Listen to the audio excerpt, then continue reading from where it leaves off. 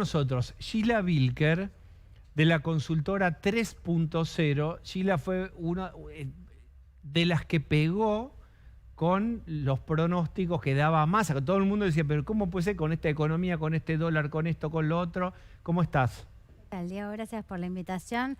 Efectivamente, un poco contraintuitivo, pero bueno, hicimos un trabajo hiper intenso, hiper minucioso, con triangulación metodológica, tratando de entender qué pasaba en esos electores que habían elegido por Milei y que hoy estaban diciendo que habían cambiado su voto y que iban hacia Massa, que es parte de lo que explica, te diría, 3 de cada 100 argentinos tuvieron ese comportamiento. ¿De qué comportamiento? El comportamiento es, habían votado en las primarias a Milei y en las generales decidieron acompañar a Sergio Massa. Es importante lo que está diciendo Sheila Bilker, porque detrás de Sheila, ustedes no la van a ver, pero en un rato sí vamos a estar hablando con ella, está Diana Mondino, que es una figura importante de La Libertad Avanza. 3 de cada 10, repita, por favor. 3 de cada 10 argentinos que votaron en las primarias a Milei, en las generales decidieron acompañar a Sergio Massa. ¿Ma por qué? Bueno, los argumentos que dan son 3. El primero es lo impracticable, la zona de la fantasía. El segundo es malo conocido, que es un argumento que sabemos que mueve mucho el voto, malo conocido o mal menor. Y el tercero es desconozco, no me acuerdo que voté. No, o sea, niego mi voto. ¿Y qué hay detrás de...? Fingimos demencia. ¿Qué hay Bueno, detrás de...? No sé. Bueno, algo del orden de lo vergonzante, algo del orden del arrepentimiento, algo del orden del... Bueno, quise dar un mensaje, pero no estoy convencida con esto no me expresó, no me termina de expresar. Y te pregunto, y siempre sabiendo que está Diana Mondino atrás, y vamos a recuperar el tema con ella, ¿qué pudo haber modificado Milei y La Libertad Avanza en los metros finales para que no se le escapen 3 de cada 10 que se les escaparon? Bueno, y de hecho se les escaparon en el tramo final, los últimos 3-4 días. Te diría un fenómeno post-Movistar Arena, un fenómeno post-cierre de campaña. ¿No? Digamos, te diría casi como un evento dramático. Yo creo que el cierre del Movistar Arena fue una especie de clímax libertario que expuso un poco como el ADN más intenso, más intensificado de la sensibilidad libertaria, donde, bueno, se desafiaron nuevamente... Fue expulsor de gente, se desafiaron nuevamente consensos, por ejemplo, lo del Vaticano, por ejemplo, las imágenes de implosión, de explosión, de derrumbe. Pero tuvo mucho alcance...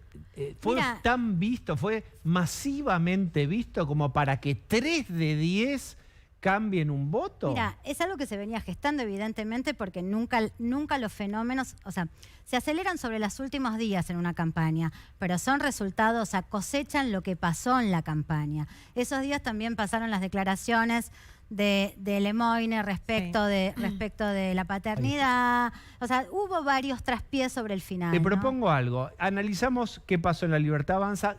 ¿Cómo ganó votos Massa? Y después te preguntamos por Juntos por el Cambio. No, yo te diría, Massa conservó lo que tenía y un fenómeno de identidad fuerte, que es el piso mínimo que vimos en la primaria. Tuvo además un ejercicio de autoridad que lo logró sostener. Yo creo que el fenómeno de autoridad es algo que hace la campaña de Massa, ¿no? O sea, agarró la papa caliente, el timón, o sea, fenómeno de autoridad. Además de eso, la batería de medidas. Y además de eso... La batería es lo que nosotros llamamos... si querés no lo digas vos, pero nosotros decimos plan platita. Batería y la maquinaria peronista. Y por otro lado, el lanzamiento de la campaña de Massa fue esa foto con todos los gobernadores. Es decir, la estructura. Acá hay fuerza, acá hay estructura. Yo creo que todos esos fenómenos, más una campaña que yo creo que no mostró fisuras, ¿viste? O sea, pensá que es una campaña que va por los rechazos. Entonces, no... Hubo campaña del miedo, por ahí son nombres que a vos te quedan más incómodos. Hubo campaña del miedo, lo de las cartelerías en los trenes, con subsidio pagas tanto, con Milei y Patricia Bullrich vas a pagar tanto otro. ¿Eso tiene efectos? Mira, no le tengo miedo a la palabra miedo y no me queda incómodo. No es, o sea, vamos a llamar a las cosas como la sociedad las llama, y esa es una de las formas en que la sociedad lo llama. Yo creo que ahí hay un fenómeno al revés, que es que eso estuvo, pero también es cierto que, por ejemplo, mirá el acto de cierre.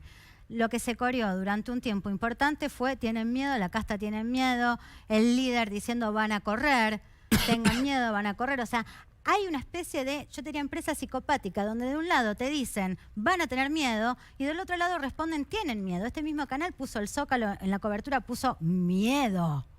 Entonces hay un fenómeno donde de un lado te dicen van a tener miedo y del otro lado dicen ¡ay, tenemos miedo! Ah, O sea, ¿quién dice tengan miedo, la libertad avanza? La libertad avanza ¿Y quién dice tengan miedo. tenemos miedo? Y un poco la sociedad, la cobertura de la actividad, o sea, y un poco, digo, lo viste en el discurso de algunos periodistas, lo viste, lo escuchamos, lo recogimos en algunos textuales en grupos focales, o sea, efectivamente hay algo. Las En dos las fuerzas entrevistas en opositoras a Massa profundidad, dicen- perdón, no en grupos focales, en entrevistas en profundidad, que es lo que hicimos Quali en el último tiempo. O sea, que vos tenés ahí un fenómeno, bueno, digo, No, y tanto Juntos por el Cambio interpretalo. como Massa, dijeron que había que tenerle miedo. Juntos por el Cambio también dijo que había que ¿Qué dice tenerle miedo. Está bien, pero es Milei. importante eso, yo quería apuntar y permitime, Sí. digo, analizamos incluso antes de decir el miedo a Milei había aparecido. Ahora, ¿por qué lo capitaliza Massa y no lo capitaliza Patricia Bullrich el miedo entre ex votantes de Juntos por el Que Cambio? también tuvo una foto con todos los gobernadores. Digo, los gobernadores que vienen, no bueno, los que ya no están. es interesante eso. Vos fíjate que los argumentos que dan los migrantes, los podemos llamar los migrantes, ¿no? Los migrantes electorales, los argumentos que dan estos migrantes no son argumentos que tienen que ver con el miedo. Es mal menor, o sea, ya no quieren ni evaluar lo que pasa con el otro espacio. Es, bueno, esto es más o menos malo conocido, me quedo acá. No es un tema menor mirar eso porque esta elección, esta tercera fase de la elección se va a ordenar alrededor de los rechazos. ¿Se vuelve más conservador de- el electorado en los escenarios de crisis? Aparecen principios prácticos, ¿no? Digamos, o sea, la gente aprendió a votar con esta ley electoral, sabe que la primaria es una elección sin consecuencias.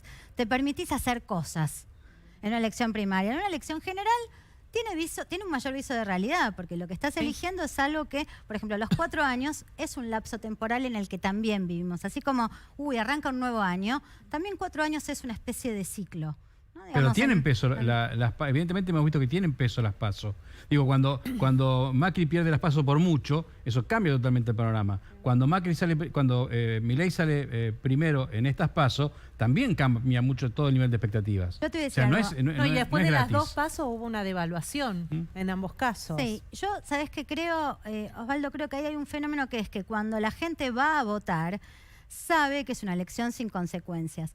Después, con el número puesto, por supuesto que tiene un impacto sobre la generación de sociedad expectativas siempre y tiene vaya si tiene consecuencias, claro. impacto. Entonces, Fíjate La el sociedad fenómeno debería de saber que espuma de tiene, Milei. la sociedad debería saber que tiene consecuencias. Bueno, Pero- va un poco lo que nuestra experiencia, lo que nos indica es que hay como una cosa de te permitís cosas. Ah, sí, sí. ¿La corrupción modifica votos, sí, no, en qué sector y en qué momento? La corrupción sirvió para dar discurso a la oposición, o sea, estamos hablando del caso Chocolate y el caso Yategate, ¿no? Sí. Sirvió para dar discurso a la oposición, esto sí lo vimos en Quali muy activamente, o sea, los opositores enardecidos, los oficialistas indiferentes, te diría, electorado inmunizado a los temas de corrupción en el universo oficialista.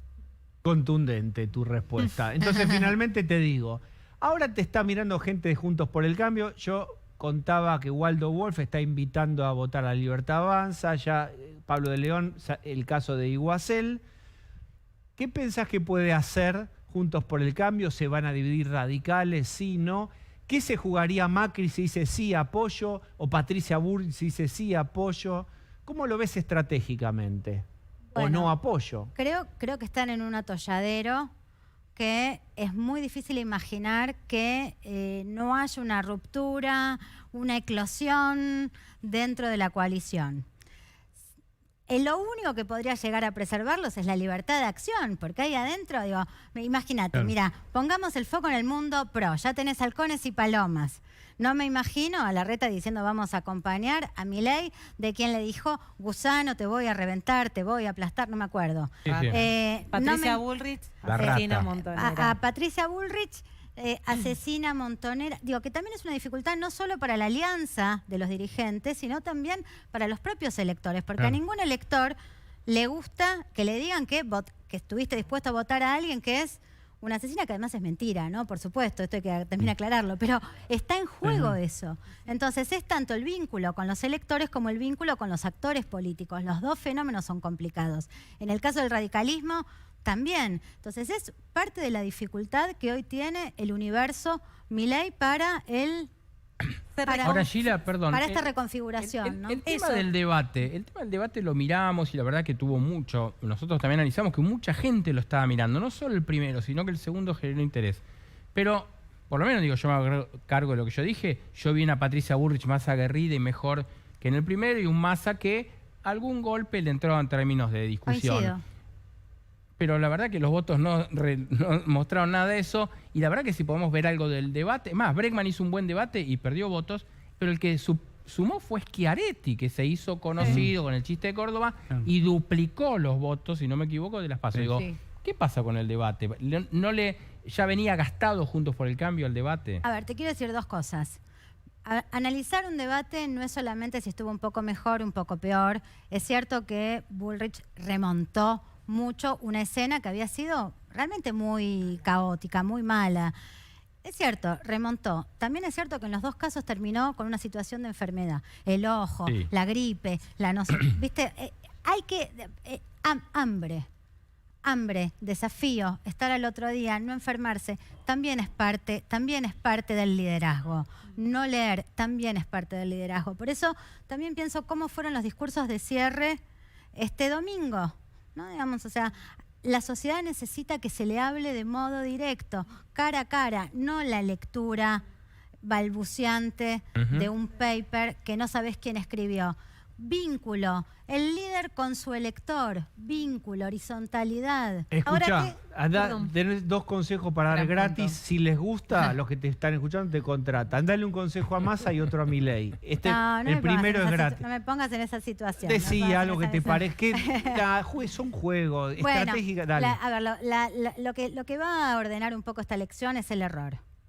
Así que más que ir a buscar los aciertos, ver cómo evitar cometer errores. Hasta ahora, Massa viene por la senda correcta. ¿Qué sería un error para Massa? Y para Massa es pérdida de autoridad. Por ejemplo, la situación que hubo la semana anterior a las PASO, que fue, te diría, de caos con los casos de inseguridad fue pérdida de timón. Bien. Esta vez la llevó. No le tiene que pasar. ¿Y a Milei? Y Milei tendría que tiene un problema con los voceros. Tiene un problema grave con los voceros, tiene actores interesantes. Yo le diría que repiense la estrategia parlante. Y por otro lado, ahí hay un dilema que es perder o no perder la autenticidad. Lo que vimos en el cierre fue una especie de Larreta con peluca. O sea, Milei parecía un Larreta con peluca. ¿Por qué?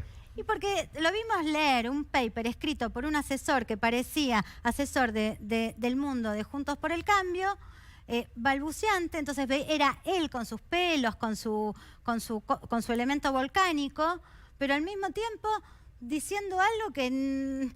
consistente con... sí. Se rompía, o sea, no su era contrato. natural. Audio y imagen no coincidían. Discordante. Hay algo incoherente en querer correrse al centro, porque hizo la campaña desde un lugar de efervescencia pura. Claro. Muy bien. Y lo eligen por efervescente. Sheila, muchísimas gracias por haber venido. Un placer. Mientras